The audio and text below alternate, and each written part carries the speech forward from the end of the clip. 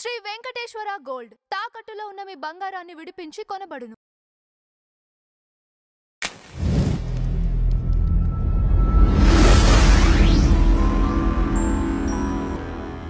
Action సీక్వెన్స్లు కూడా ఇప్పుడు ఒక కొడితే బౌన్స్ బ్యాక్ అవటం కావచ్చు, బాడీ ఇప్పుడు ఈ మధ్య చూస్తే ఇవన్నీ కూడా ఎట్లాంటివి చూస్తున్నాం మనం. లేకపోతే ఒక ఏదన్నా ఫర్నిచర్ ధ్వంసం అవ్వటం, ఈ టైప్ ఆఫ్ చూస్తుంటాం. మీరు చాలా సింపుల్ గా కొట్టినవి కూడా అక్కడ చైన్ దగ్గర నుంచి చూసుకున్నా ఎక్కడ మాక్సిమం కూడా ఫర్నిచర్ కూడా. పాయింట్ ఏంటంటే మీరు కొట్టడం అనే దాని ప్రైమ్ డెఫినేషన్, నేను మిమ్మల్ని పొట్టలో గుద్దాను అనుకోండి, ఆ నొప్పి మీ మొహంలో కనిపించకపోతే గుద్దుకు మీనింగ్ ఏంటి? అది కదా. అందుకని ప్రతి హిట్ కి ఎక్స్ప్రెషన్ మోస్ట్ ఇంపార్టెంట్ అని చూసాను. ఏది ఇంక్లూడింగ్ ఇప్పుడు నరేషన్ కొడతా ఉంటే కూడా అంటే ఎలాంటి దెబ్బ కొడితే మనిషి నోట్లోంచి ఎలాంటి వస్తుంది అనేది అంత కేర్ తీసుకుని చేసాం. ఇది వాయిస్ ఎఫెక్ట్స్ కానీ ఇవన్నీ. సో ఇప్పుడు ఏంటి, మీకు కొడితే విజువల్ స్టంట్లో 10 మంది పర్ఫెక్ట్ ఆకారంలో గాలిలోకి వెళ్తారు, లేకపోతే కింద పడి బౌన్స్ అయ్యి మళ్ళీ లెగుస్తారు. ఇదంతా visual stunt. That also might work for some people. But మీరు ఒక రియలిస్టిక్ యాక్షన్ ఫిల్మ్ తీసినప్పుడు most important thing is reaction. రఘువరన్ని గుద్దితే అంటే మీకు కళ్ళల్లో ఆల్మోస్ట్ రక్తం వచ్చేస్తుంది బయటికి. అందుకని మీకు ఇంపాక్ట్ ఫీల్ అవుతుంది మీరు క్లైమాక్స్ ఫైట్లో. Okay okay okay. అంటే సాంగ్స్ అండి, ఫస్ట్ దాంట్లో మీరు ఆనంద బ్రహ్మ కావచ్చు, చాలు చాలు శ్రీవారు కావచ్చు, ఇట్లాంటి సాంగ్స్ అన్నీ ఉన్నాయి కదా. ఈ వర్మ గారు అంటే ఇప్పుడు చూస్తే సాంగ్స్ అనేవి ఉండవు మ్యాక్సిమం సాంగ్స్కి సంబంధించింది. కానీ అప్పట్లో మీరు ఆ మెలోడీ కావచ్చు వాటికి సంబంధించిన అప్పుడు కూడా మీకు సాంగ్స్ మీద ఇంప్రెషన్ ఉందా? లేకపోతే చాలా సినిమాలు మంచి సాంగ్స్ ఉన్నాయి. అదే పాయింట్ అది కాదు.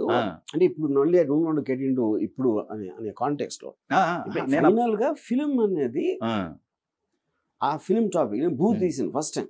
బూత్ అసలు పాటలు ఉండవు. కరెక్ట్. సర్కార్ పాటలు ఉండవు, థీమ్ సాంగ్స్ ఉంటాయి. బ్యాక్గ్రౌండ్ సాంగ్ ఏదో బూత్ లో అది ఉండేది. అదే అంటే స్టోరీ పరంగా ఆ పర్టికులర్ ఫిల్మ్ టెంప్లెట్ ఏదో what ever. Okay okay. So ఓకేనండి, దీని వరకు ఓకే. అసలు విజువల్ మీరు సెట్లోకి రాకముందు మేము చాలా ఇంటర్వ్యూల్లో మీరు అంతా ఎక్స్ప్లెయిన్ చేశారు, ఫలానా ఇలా ఇలా జరిగింది దీనికి అని చెప్పేసి. ఈ ట్రీట్మెంట్ విషయంలో మీకు సహకరించిన వాళ్ళు ఎవరైనా ఉన్నారు, లేకపోతే ఓన్లీ మీరేనా మొత్తం మీరే? ఎందుకంటే నేను ఆల్రెడీ మైండ్లో షార్ట్ డివిజన్ ఉంచుకుని సీన్ రాస్తాను. నేను ఎప్పుడు సీన్ లాగా రాయలేదు. ఓకే. ఇప్పుడు ఫర్ ఎగ్జాంపుల్ నాగాయన ఒక సీన్లో టక్కన వస్తాడు తలుపు తీసుకొని, వీళ్ళు ఎగుస్తారు, అలా కొంచెం నడిచి వస్తాడు, అక్కడ నుంచి ఇలా ఒక షాడో పడుతుంది మా మీద భవానీ అక్కడ అంటే పక్క నుంచి అలా వస్తాడు టక్ టక్ అని ఒట్టి కెమెరా క్లోజప్లో ప్యాన్ అవుతుంది అయిపోయింది. ఇది అంత ఎవ్రీథింగ్ హెస్ బీన్ రిటన్. ఇప్పుడు ఏంటి, మీకు మొత్తం సీన్ చదివితే భవానీ ఎక్కడ డైలాగ్ ఒకటే ఉంటుంది. రైట్. అది దట్ ఇస్ అంత ప్రెసిషన్ టేకింగ్ అంత నేను నేర్చుకుంది స్టీవెన్ స్పీల్బర్గ్ నుంచి. Steven Spielberg technique in Jaws is what I mostly used in Shiva. అదొకటిని. ఏలియన్ ఫిలింలో అంటే suggestion of violence is much more effective than actually showing the violence అంది నేను ఏలియన్లో నేర్చుకున్నాను. సో ఓకే, ఇప్పుడు మీరు ఆర్ఆర్లో చూస్తున్నప్పుడు నేను మొన్న కూడా మీరు నాకు అది చూపించినప్పుడు కూడా అప్పుడు ప్రీవియస్ దాని మీద ఇంకా ఇంపాక్ట్ అనిపిస్తుందా మీకు?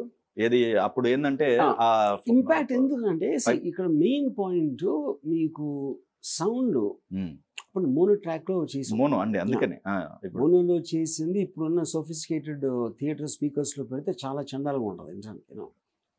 సో ఇప్పుడు మనం మొత్తం పిక్చర్ ఉంది అప్పుడు చేసినట్టే టోటల్ గా మళ్ళీ డాల్బీ అట్మాస్ కోసం రీక్రియేట్ చేసాం.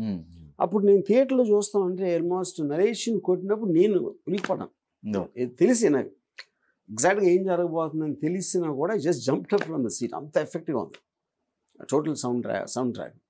అప్పుడు రీ రికార్డింగ్ కూడా అంత యూజ్ చేసి we segregated the tracks and redid the whole thing. Colours కూడా అంతేనా? కలర్స్ అయ్యే ఉంచుతున్నారు కలర్స్ చేసాం. Okay okay okay. So okay, శివకి సంబంధించిన ఇంకా అంటే ఇప్పటి వరకు బయటికి రాని మెమరీస్ ఏమైనా ఉన్నాయా సార్? ఇప్పటి వరకు చెప్పని బయటకు రాని చెప్పని సీక్రెట్స్. అసలు 35 years బ్యాక్ అసలు సెట్లో ఎలా ఉంటారు సార్? మీరు ఎలా ఉండేవాళ్ళు? మీరు లోపలికి వస్తే ఈ పరిస్థితి ఏంటి? అంటే నేను అసలు ఆల్మోస్ట్ శివ టైంలో అయితే అసలు లంచ్కి వెళ్ళాడు కదా నేను. అప్పటికే నాకు పెళ్ళైంది. నేను జస్ట్ శివ ఓకే టైం నుంచి ఇంటికి వెళ్ళడం మానేసాను. అనుపల్ స్టూడియోలో ఉండేవాడు. స్టూడియోలోనే ఒక కాటేజ్ ఏదో ఉండేది, అక్కడ ఉండేవాడు మొత్తం. ఓకే. సో ఇప్పుడు ఈ జర్నీ అంతా దీంట్లో ఒక చాలా ముఖ్యమైన ఇన్సిడెంట్ శివకి సంబంధించిన ఒక మెమరీ ఉంది. శివ సినిమాకి సంబంధించింది కాదు అది. ఇప్పుడు Nagarjuna was very impressed, Venkat, Surendra. అప్పుడు నాగేశ్వరరావు గారు ఆల్సో ఉన్నారు. నాగేశ్వరరావు గారికి నాకు అసలు సంబంధం లేదు. నాగేశ్వరరావు గారికి మా ఫాదర్కి ఒక రిలేషన్షిప్ ఉంది. కానీ నాగేశ్వరరావు గారు ఏంటంటే ఇంగ్లీష్ మాట్లాడడానికి మాత్రం సినిమాలో తీస్తాడు అంటే అప్పుడంతా 10-15 ఏళ్ళు పని చేస్తే ఎంతో కొంత ఎక్స్పీరియన్స్ ఉంటుంది అనే బిలీఫ్ ఉన్న రోజుల్లో సడన్గా వచ్చి 1-2 సినిమాలు ఇటు అటు తిరిగి డైరెక్షన్ చేస్తారంటే అలాగా అని ఆయన 1-2 సార్లు అన్నట్టు నాకు చెప్పారు ఎవరు. ఓకే. సో ఇప్పుడు వీళ్ళ ఇంప్రెషన్ వీళ్ళతో మాట్లాడటం ఓకే, కానీ ఫైనల్గా పెద్ద డెసిషన్ తీసుకోవాలి కదా, రాముకి ఇవ్వచ్చా లేదా అనేది అదొక సస్పెన్స్ లాగా ఉంది. ఎవరు దాన్ని బయటికి లాగట్లా. అప్పుడు ఏమైందంటే ఈ రావు గారి ఇల్లు సినిమా అవుతాను, దాంట్లో నేను కొన్ని సీన్స్ రాశాను. ఆ డైరెక్టర్ తీస్తున్నాడు సినిమా సీన్. ఆ డైరెక్టర్కి నేనంటే పడింది కాదు, అంటే సురేంద్ర నాకు ఇంపార్టెన్స్ ఇస్తాను. అందుకని నేను అసలు సెట్కి వెళ్ళకుండా బయట కూర్చున్నాను. ఒక రోజు సడన్గా నాగేశ్వరరావు గారితో సీన్ తీస్తున్నారు, నేను ఎక్కడో బయట ఉన్నా స్టూడియోలోనే. నాగేశ్వరరావు అంటే ఆ సీన్ డీటెయిల్ చెప్పట్లేదు, ఇది ఏంటి అసలు ఇంత లాజిక్ లేకుండా ఏంటి సీన్, ఎవరు రాశారు అంటే డైరెక్టర్ రాము చెప్పాడు. రాము కృష్ణరావు అదే ఆయన ఎక్కడ పని చేస్తుంది అది తెలుసండి, పిలవన్నా. సరే నేను వచ్చాను, వచ్చి ఏంటి బాబు ఇది అర్థం లేకుండా అని చెప్పారు. ఆయన చెప్తామంటే డైరెక్టర్ నేను రాసింది అర్థం చేసుకోలేదు అర్థమైంది నాకు. సీన్ నేను రాసి ఇచ్చాను, అది అర్థం చేసుకోకుండా ఏదో ఒక రాంగ్ షాట్ పెట్టారు. అంటే ఉదాహరణకి ఆడు వెళ్ళిపోతున్నాడు, వాడు వెళ్ళిపోతా ఉంటే ఎదురుగా వస్తున్నాడు. వచ్చి ఏమైందండి వాడిని ఎలా ఇగ్నోర్ చేస్తాను అంటారు నైస్. నా కళ్ళెదురుగా వెళ్తా ఉంటే వాడిని ఎలా ఇగ్నోర్ చేస్తాను అంటే, లేదండి అతను పోల్ ఉంది కదా, ఆ పోల్ వెనకాల మీరు చూడరండి. ఇది కరెక్ట్, మరి ఎలా తెస్తా ఉంటారు డైరెక్టర్ని, ఇది ఈ అబ్బాయి చెప్పింది కరెక్ట్ అని ఆ రోజు సాయంత్రం చెప్పారండి. అది ఏదో అనుకున్నాను కానీ రాజుగారి అబ్బాయికి విషయం ఉంది, అది లాస్ట్ లైన్ క్లియర్ అయింది. అంటే అది చేయకపోతే అయ్యేదా కదా నేను చెప్పలేను, ఓన్లీ నాగార్జున వెంకట వాళ్ళకి తెలుస్తుంది. నా పాయింట్ ఆఫ్ వ్యూలో నాగేశ్వరరావు గారికి కూడా నా మీద ఎంతో కొంత ఇంప్రెషన్ రావటం చాలా ఇంపార్టెంట్